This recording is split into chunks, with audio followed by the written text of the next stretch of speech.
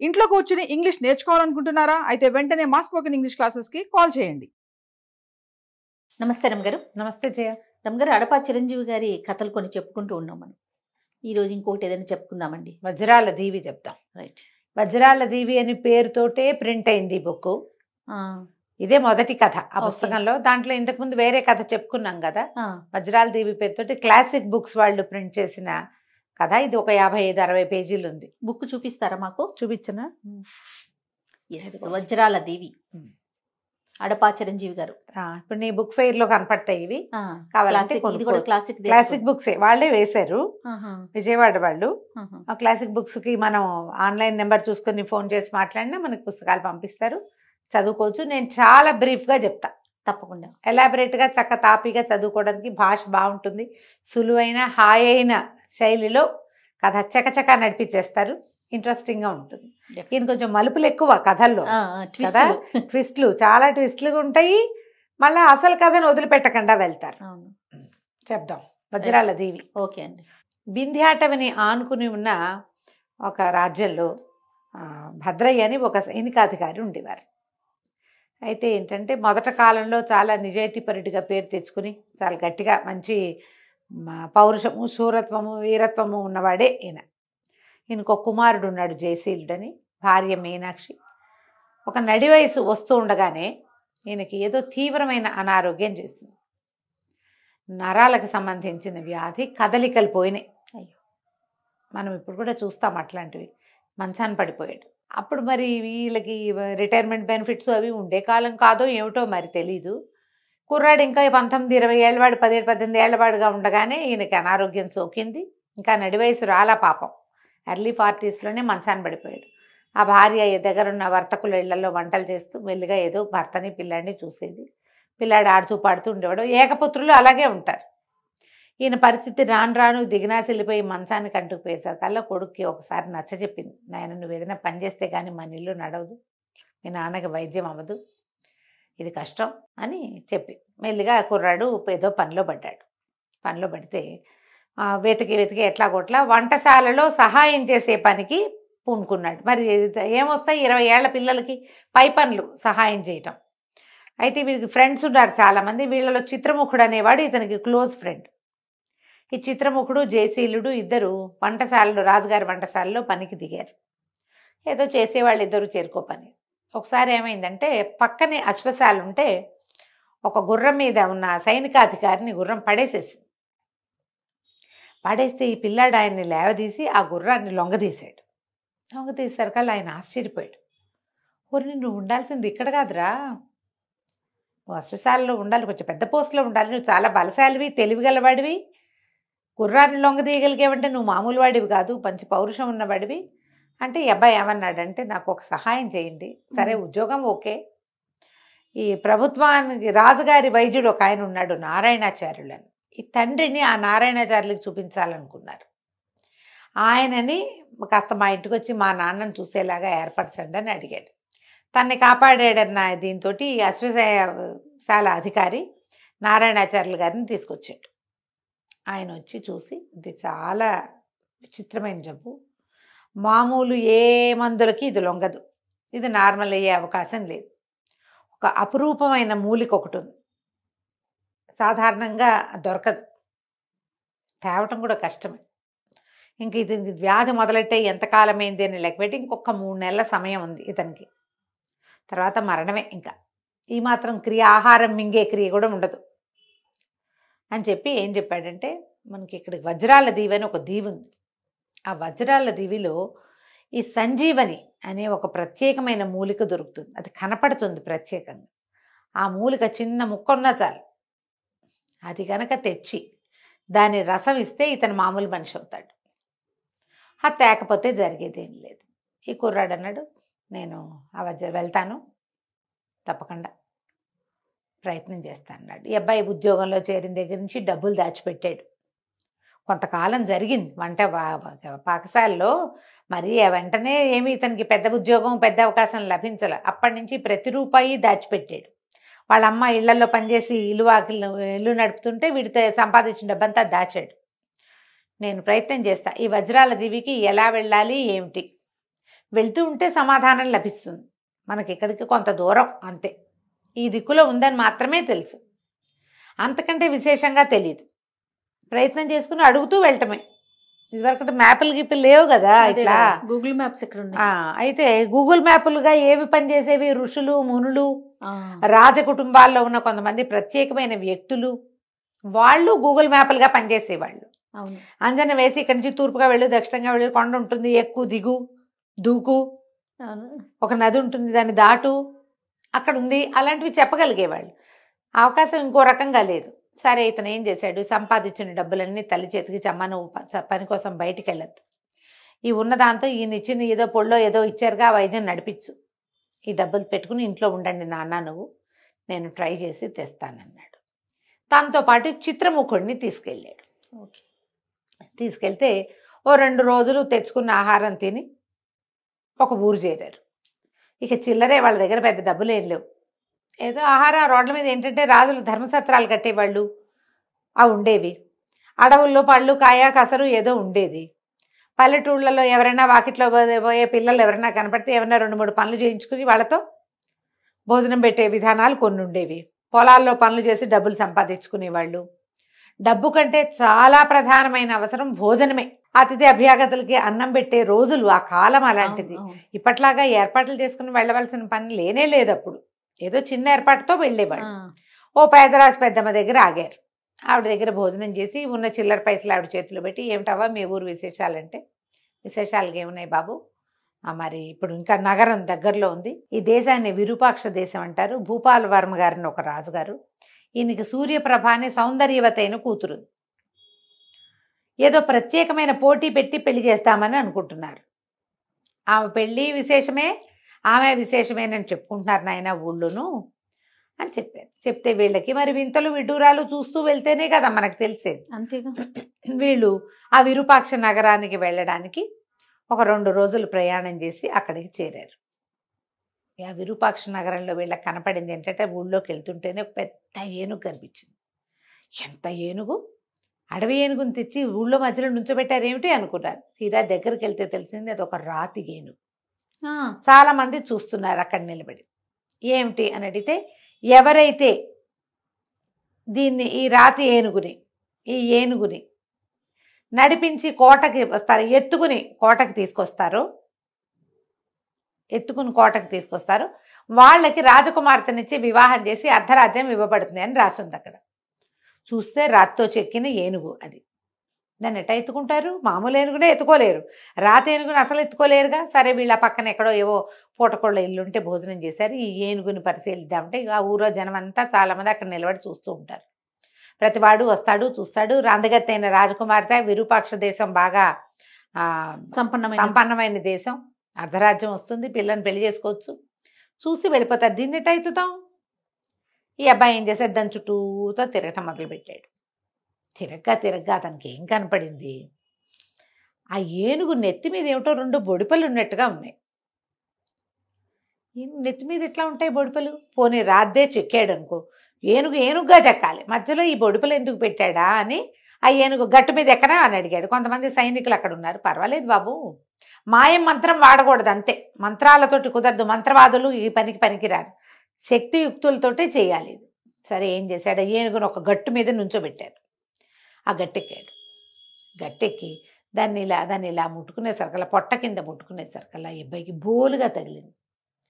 ఇదేంటి బోలుగా తగులుతోంది అని ఇంకోసారి కొట్టి చూస్తే వాడికి తెలిసింది అది రాతి ఏనుగు కాదు, చెక్క ఏనుగు, దారుశిల్పం అది.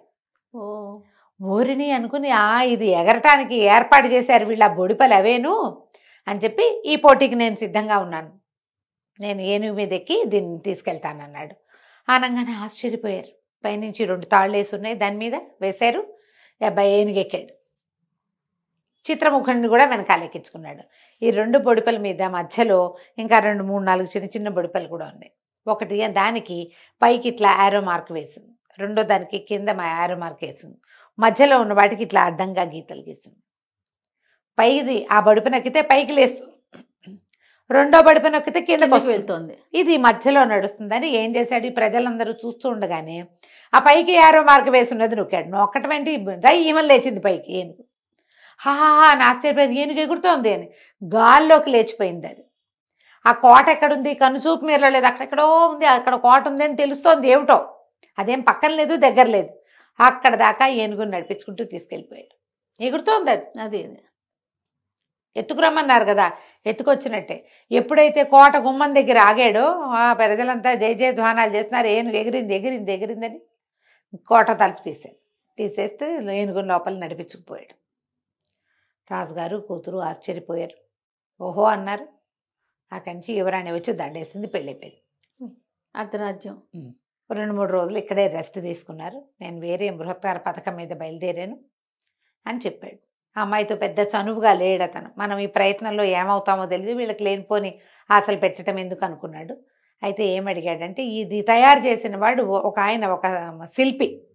ఈ ఏనుగుని తయారు చేసి ఈ సరికొత్త పోటీల్లో రాజకుమార్తెని తెలివైన వాడికే ఇవ్వాలన్న రాజుగారి సంకల్పానికి సహాయం చేసిన శిల్పిని అడిగాడు. ఇది నేను తీసుకెళ్తాను, దీన్ని ఎట్లా వాడాలి ఏంటి అని అడిగితే తీసుకెళ్ళమన్నారు. ఆయన ఏం చెప్పాడంటే, ఏనుగు బాగా చాలా దూరమే ఎగురుతుంది, ఎంత ఎత్తైనా వస్తుంది. అది ఎప్పుడైనా పాడైపోయేటప్పుడు దాన్ని అది విచిత్రమైన శబ్దాలు చేసి అటు ఇటు ఊగిపోతుంది. ఊగిపోయిందంటే దిగేసేయండి, దిగితే పేలిపోతుంది. మీరు పైన ఉంటే పేలుతుంది అది, అంత మటుకే ఆ మర పనిచేసేదంటే. ఇక సరేనని ఒప్పుకుని ఆ ఏనుగుని తీసుకుని ఈ చిత్రముఖుడు జయశీలుడు ఇద్దరు కలిసి వింధ్య పర్వతాల వైపు వీళ్ళని అడిగాడు, ఈ వజ్రాల దీవి ఏ వైపు ఉంది అంటే, సరే వీళ్ళు ఉన్నది వింధ్యాటవికి దగ్గరలో ఉన్నారు, అటు ఇక్కడి నుంచి ఉత్తర దిక్కుగా ప్రయాణం చేస్తే మీకు దొరుకుతుంది. ఇక ఆ దిక్కుగా ప్రయాణం చేశారు. చాలా దూరం వెళ్ళారు. వెళ్ళాక ఏనుగు కాస్త పగిలిపోయింది, అయిపోయింది దాని పని. దిగారు. ఈ చిత్రముఖుడు అన్నాడు, నీ పని బాగానే ఉంది, నీకు రాజకుమార్తె దొరికింది, అర్ధరాజ్యం దొరికింది, ఈ ఏనుగుని ఎక్కించావు, ఇది కానీ పగిలిపోయిందా పడైపోయిందా, నా పని అంతే, నాకేం దొరకలేదంటే, ఎందుకు దొరకలేదు, రాజకుమార్తె పక్కన ఒక అందమైన అమ్మాయి తిరుగుతుంది చూడు, ఆ అమ్మాయికి నువ్వు నచ్చావు చెప్పింది, అమ్మాయి యువరాణియే చెప్తుంది, సూర్యప్రభే చెప్పింది, ఆ పిల్ల పేరు ఏదో కోమలవల్లి లాంటి పేరు ఏదో చెప్పి రాశారు, కల్పవల్లి. సూరసేనుడని వీళ్ళకి సామంతుడు రాజు, నికుంభ రాజ్యానికి రాజు. ఆయన తను అడవికి వేటకెళ్తూ రాజకుమార్తెని ఇక్కడ దింపెళ్ళాడు. ఆ రాజ్యానికి వాళ్ళకు కూడా ఒక్కతే కూతురు, నువ్వు ఆ అమ్మాయిని పెళ్లి చేసుకోవచ్చు చక్కగా. ఈ ప్రయత్నంలో సఫలమయ్యామంటే వెనక్కి తిరిగి వచ్చి నా రాజ్యం నాది, నీ రాజ్యం నీది, నికుంభ రాజ్యం నీకు వస్తుంది, విరూపాక్ష రాజ్యం నాకు వస్తుందని వాడికి ఆశ పెట్టాడు. ఆ రెండో వాడికి చిత్రముఖుడికి. ఇద్దరు కలిసి దిగారు. ఈ కాస్త ఏనుగు పేలిపోయింది. ఏనుగు పేలిపోతే ఒక చోట దిగారు. దిగితే అక్కడ ఒక ముని దొరికాడు వీళ్ళకి. ఆయన దగ్గరికి వెళ్ళి నమస్కారం చేసి, ఈ వజ్రాల దీవికి వెళ్ళాలి, ఎంత దూరం అంటే చాలా దూరం, మామూలుగా వెళ్ళటం కష్టం, అయితే ఇక్కడ ఒక కిటుకుంది, ఇక్కడ గండభేరుండ పక్షులు వస్తాయి ఈ పక్కన అడవిలోకి.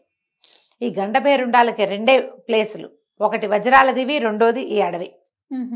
ఈ గండభేరుండాలు నిద్రిస్తాయి ఇక్కడికి వచ్చి. ఎప్పుడైతే అవి నిద్ర కోసం సాయంకాలం పూట వస్తాయో, రాత్రిపూట మీరు గనక వెళ్ళి వాటి కాళ్ళు పట్టుకుని కూర్చుంటే అవి మిమ్మల్ని వజ్రాల దీవిలో దింపుతాయి, ఇంకెక్కడికి వెళ్ళవు అవి. ఇదే మార్గం. ప్రయత్నం చేస్తారు కొంతమంది వజ్రాలు తెచ్చుకోవటానికి. వజ్రాల కంటే చాలా ముఖ్యమైనది మీరు వెళ్తున్న పని అనేసరికి అబ్బాయి సరే చూద్దాం అనుకున్నాడు.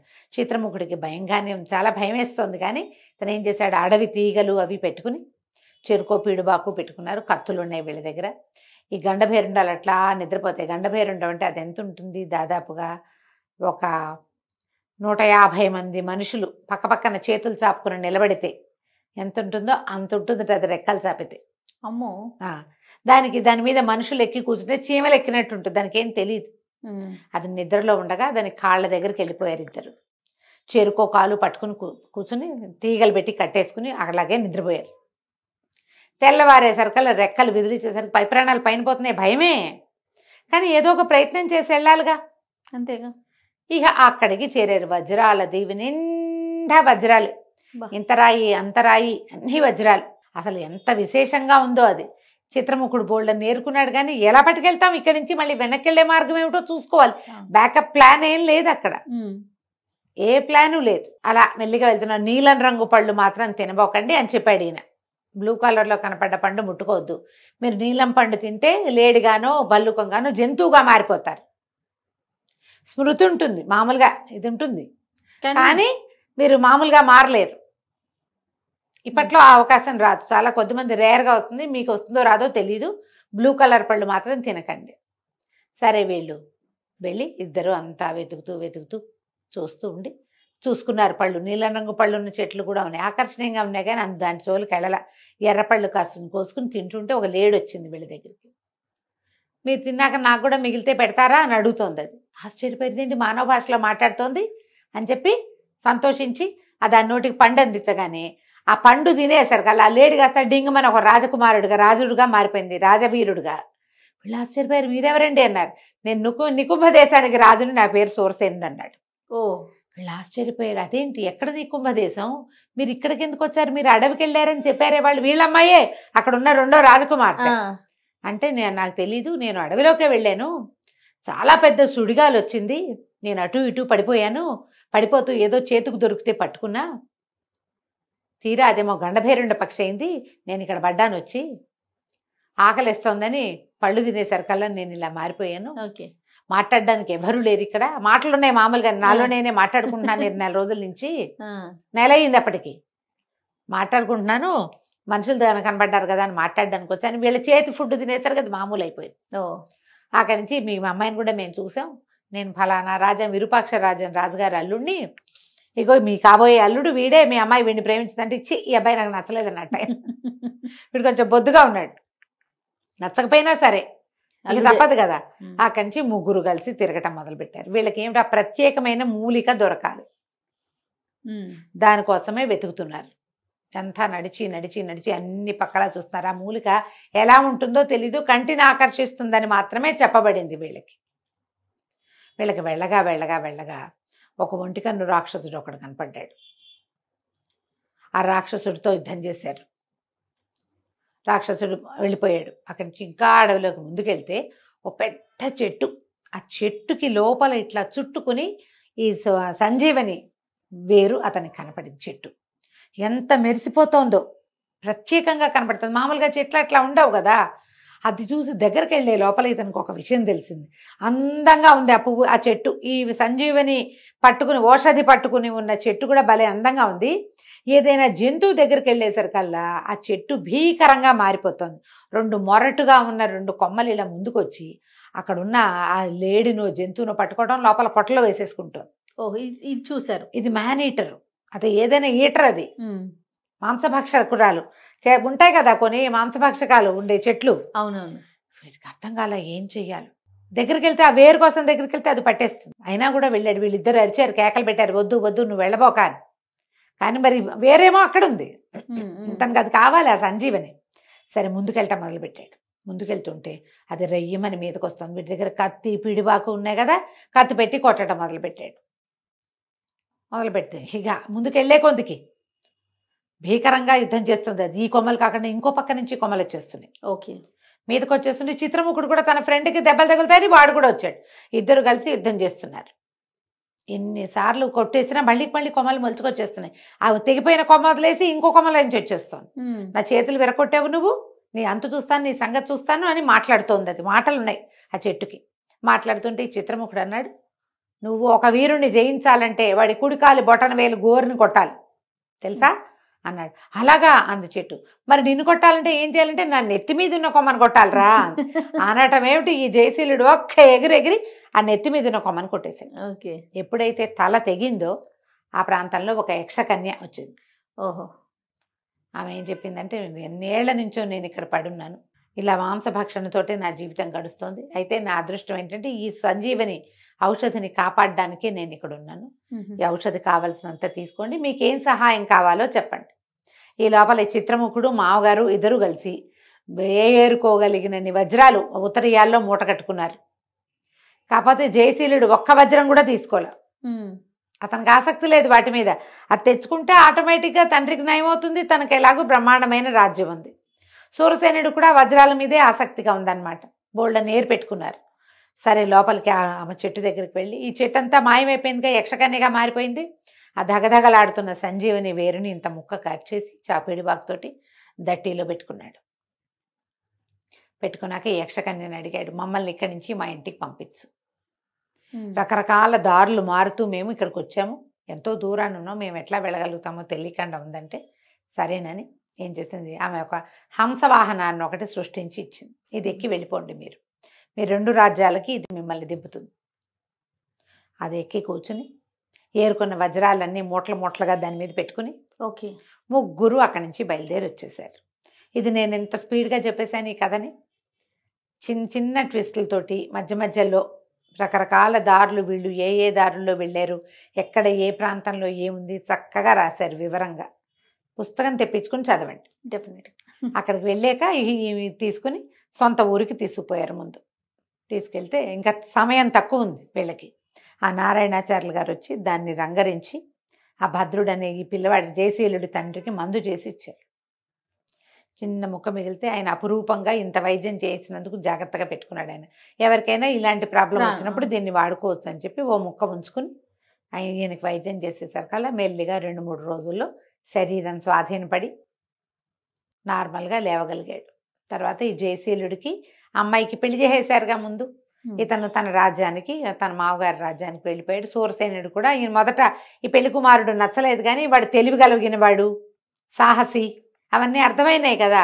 ఆ చెట్టుని నిజ దాని ప్రాణ రహస్యం ఏంటో అతనే కదా అడిగాడు. దాంతో ఆయన కూడా తీసుకెళ్లి తన కూతురు నుంచి వివాహం చేసి నికుంభ రాజ్యానికి చిత్రముఖుడు, విరూపాక్ష రాజ్యానికి జయశీలుడు రాజులయ్యి హాయిగా కాలక్షేపం చేశారు. ఆ వజ్రాల దేవి నుంచి తీసుకున్న వజ్రాలు ఏం చేసావురా అని అడిగితే అన్ని మా మామగారు తీసేసుకున్నారు, పిల్లనిచ్చాను, రాజ్యాన్ని ఇచ్చాను, నీకెందుకు అని ఏం చేస్తున్నాడు, కాగా రాళ్లతో అచ్చంగాయలు ఆడుకుంటున్నాడు అనమాట. ఆయన ఏమో ఆయనే ఉంచుకున్నాడు. అదే. అయితే ఈ వీళ్ళు ఏం చేశారంటే, కొన్ని చిత్రముఖుడు తను ఇంత దూరం తీసుకెళ్ళాడు కాబట్టి స్నేహితుడి తల్లికి, భార్యకి కొన్ని ఇచ్చాడు వజ్రాలు. ఇస్తే ఎవరైనా సహాయం అవసరమైన వాళ్ళకి ఈ డబ్బుతో సాయం చేయండి అని ఆ కోడల రాజకుమార్తె కూడా అత్తగారికే ఇచ్చేసిందట. వాళ్ళు మాత్రం తమ రాజ్యంలోనే ఉండిపోయారు. జయశీలుడు తన మామగారి రాజ్యానికి వచ్చి రాజ్యాన్ని కాపాడుతూ ఉన్నాడు. కథ కంచికి మనం ఇంటికి. చాలా చాలా బాగుంది రమ్మ గారు. నమస్తే. నమస్తే.